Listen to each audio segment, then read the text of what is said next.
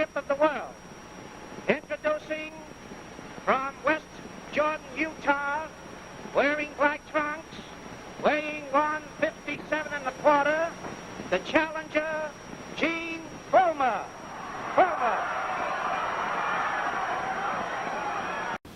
Hey, Gene got started in boxing with my grandpa taking him by the Marv Jensen's gym. Marv Jensen had a gym on Redwood Road and about 80th South, and he worked with a lot of little kids, and he'd see the kids out there, and my grandpa asked him if he wanted to box, and he said yes, and that started it. He was about 8 or 9 years old.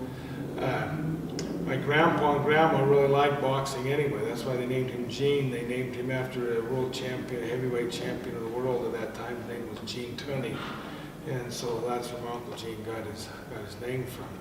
So boxing was kind of in the blood for my grandparents, and so Uncle Gene started boxing, and then he had the younger brothers Jay and Don, and as he was boxing, they came up in the ranks and they started boxing too, so it became kind of a tradition with the whole family.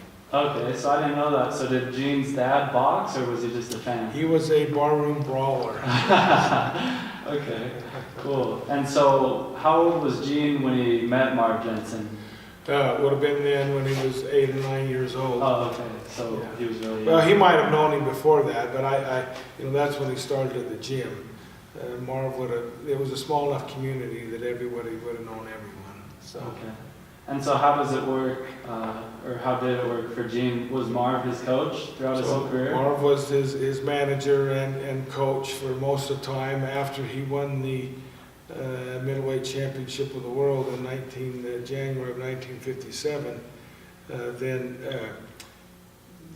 there was a lot of boxers that started coming from all over the country to the gym. And Marv brought a guy from New York in named Angelo Curley, who also helped train him through that. And then Angelo Curley became my dad's trainer when Marv and Uncle Gene retired.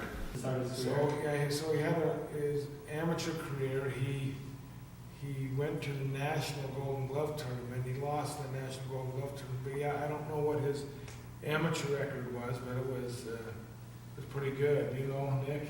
I don't. I know it was pretty stellar.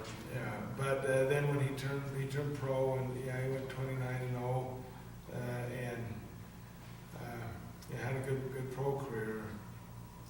Beat Sugar Ray Robinson, who is still considered the best boxer in the world ever. Beat him for the title, the middleweight championship. He defended the title 13 times. Sugar Ray did? No, Gene did. He had 4 bouts with Sugar Ray Robinson. Yeah. He won 2 of them. There was 1 draw, and he lost 1. Okay. Referee Ruby Goldstein scores at 8-5, 2 even, favor of Fullmer. Judge Frank Forbes, 10-5, favor of Fullmer. Harold Barnes, 9-6, favor of Fullmer. Winner by unanimous decision, and the new middleweight champion of the world, Gene Fullmer. Gene Fullmer and Sugar Ray Robinson fought 3 more times. 5 months after this fight, Robinson regained his middleweight title by knocking out Fullmer in 5 rounds. Their 3rd fight, in 1960, ended in a draw. And their last one, a year later, ended in a Fullmer victory. Robinson's career spanned 25 years, 202 fights, and 109 knockouts, from welterweight to light heavyweight.